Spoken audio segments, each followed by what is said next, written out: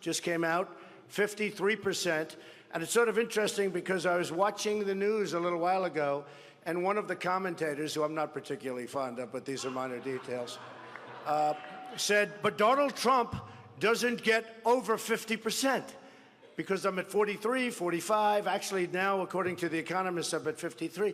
And I have to explain to these people, they don't understand basic physics, basic mathematics, basic whatever you want to call it.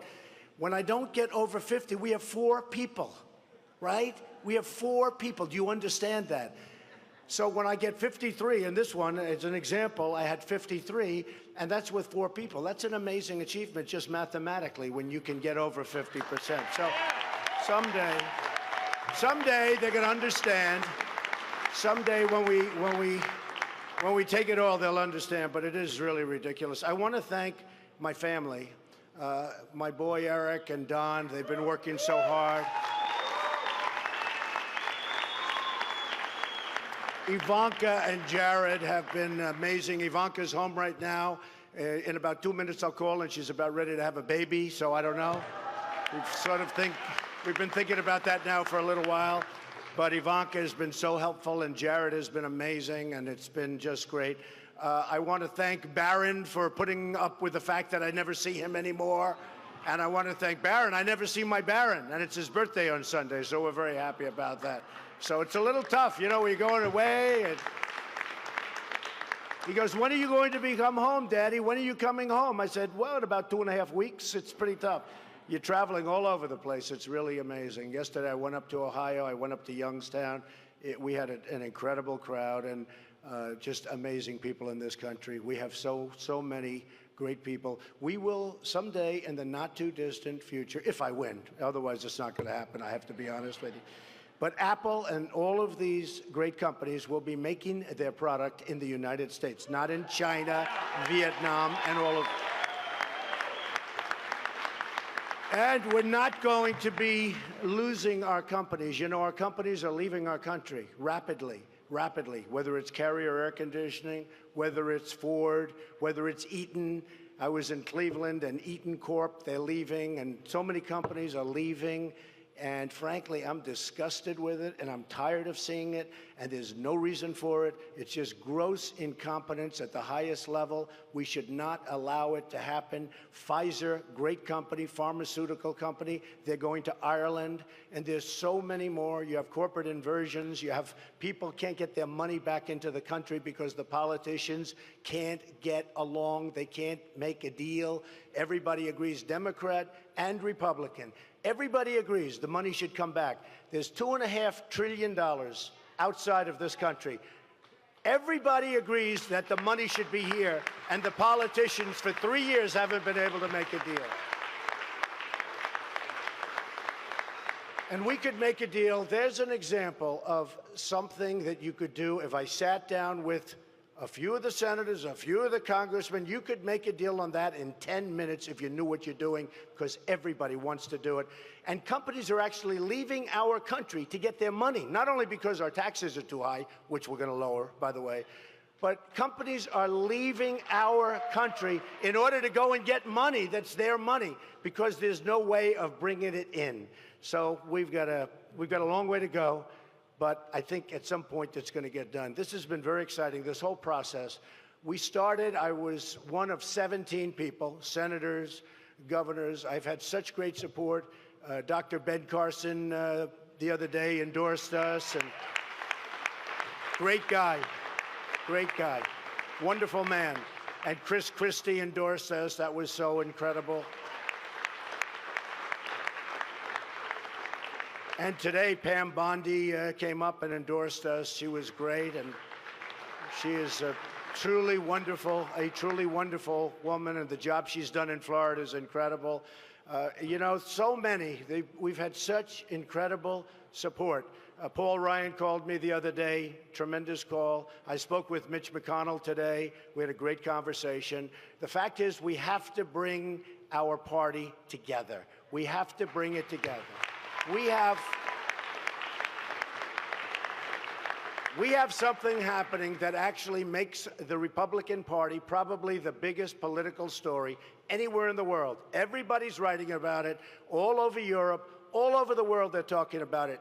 Millions of people are coming in to vote. This was an example of it today. Many, many more people. I'm looking at the polling booths. I'm looking at different polling booths all around the country where it's up.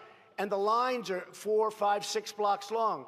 And one woman was in there for 40 years. She's been working the polls. And she said, we'd have 2 people here.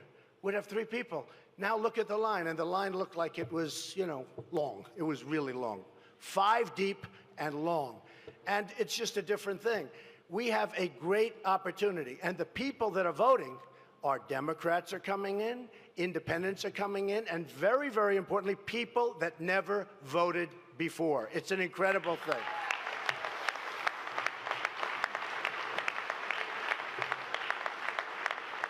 I want to pay my respects, by the way, to Todd Palin, Sarah's husband. Sarah was here. She was incredible. She was making a speech on my behalf, and fantastic. Everybody loves her. And what happened is he was in a very bad accident. He's tough as nails. He's going to be fine. But I just want to pay my respects, by the way, to Todd and Sarah. So our theme, when we started, and Melania and I came down. Yeah, sit down, everybody, please. I mean, this is Mar-a-Lago. We give you seats. You don't have to stand. I'm looking at all these people.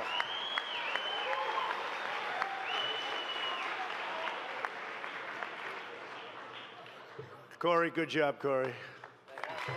Good job. And Hope and our whole squad, right? So when this began, Melania and I said, got to do it. And she was so supportive, and she's been so supportive. It's been amazing. And we have to do it. We came down the escalator, and it was about trade, and it was about borders. And what happened is pretty quickly after that, and we shot right up. I shot right to the top of the polls, and have been leading in the polls almost from the beginning, without fail. We went up in June. Most people said, I'll never run. He's just going to have fun. He's having a good time. This isn't necessarily good. I mean, I'm having a good time. I'm having a very nice time. But you know what? I'm working very hard, and there is great anger. Believe me, there is great anger.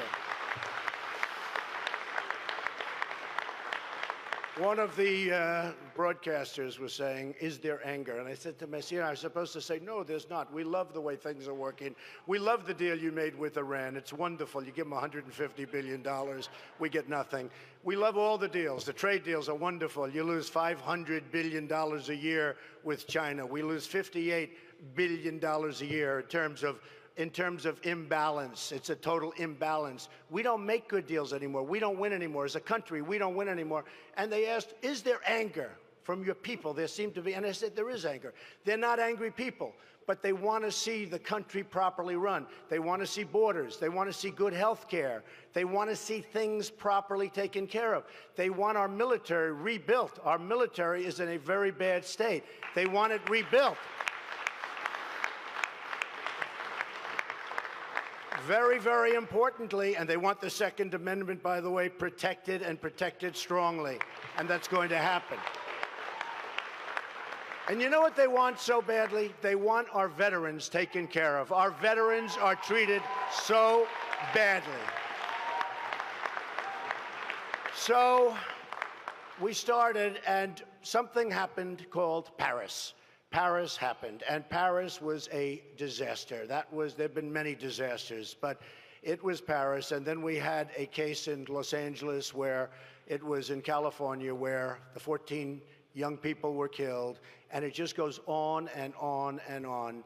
And what happened with me is this whole run took on a whole new meaning. Not just borders, not just good trade deals, and we're going to make the best trade deals you've ever seen. We've got such endorsements from Carl Icahn and the smartest people in business, and these people are going to be negotiating our deals, and they're the best in the world. We have the best business people in the world. They're going to know we're going to have such great deals. We're going to do so good with trade. We're going to do so good on the border. But it took on a whole new meaning. And the meaning was very simple. We need protection in our country, and that's going to happen. And all of a sudden, the poll numbers shot up.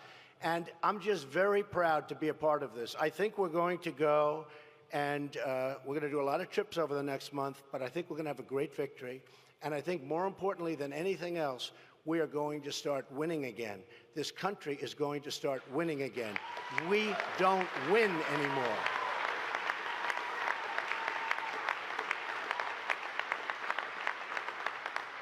We don't win with our military. We can't beat ISIS. We're going to knock the hell out of them.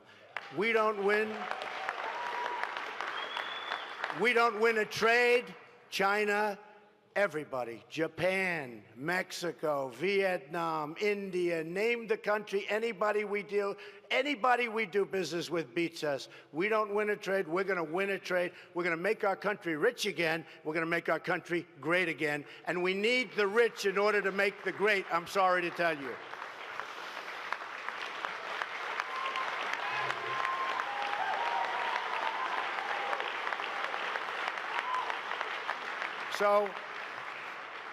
So I'm going forward. We had a fantastic evening. I would have never thought this could have happened. I guess we're waiting for one result, which possibly will be very successful also. But to win the states that we won and to win by the margins, and especially, look, this is my second home, Florida. To win by that kind of a number is incredible. It's record-setting.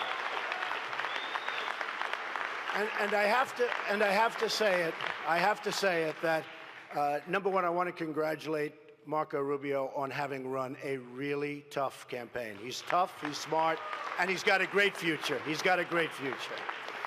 But I have to say, and nobody has ever in the history of politics received the kind of negative advertising that I have. Record. By the way, mostly false. I wouldn't say 100%, but about 90%. Mostly false, vicious, horrible. They say it was 18 million the first week, meaning last week, and 25 million. It added up to over $40 million. And you explain it to me because I can't. My numbers went up. I don't understand it. Nobody understands it. My numbers went up.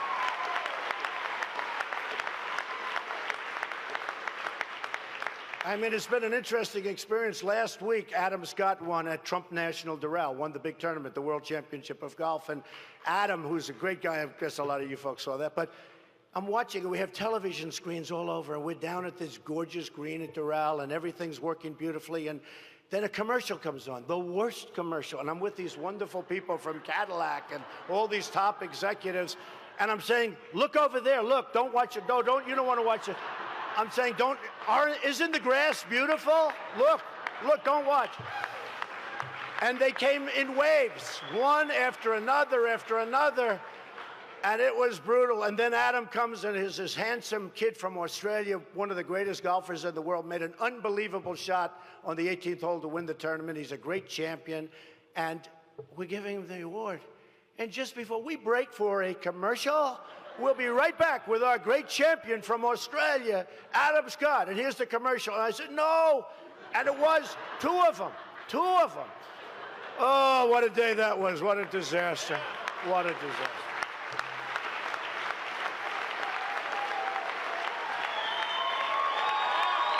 Unbelievable.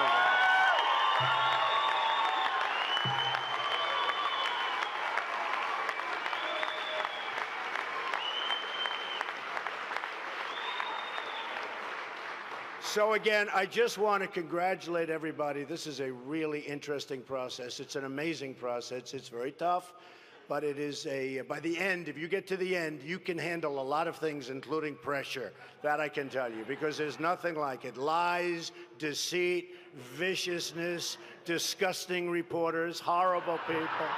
Sure. Some are nice. Some are nice. Some really disgusting people back there, I have to tell you. And I just want to say, we're going to go forward, and we're going to win. But more importantly, we're going to win for the country. We're going to win, and we're not stopping. We're going to have great victories for our country. Thank you very much, everybody.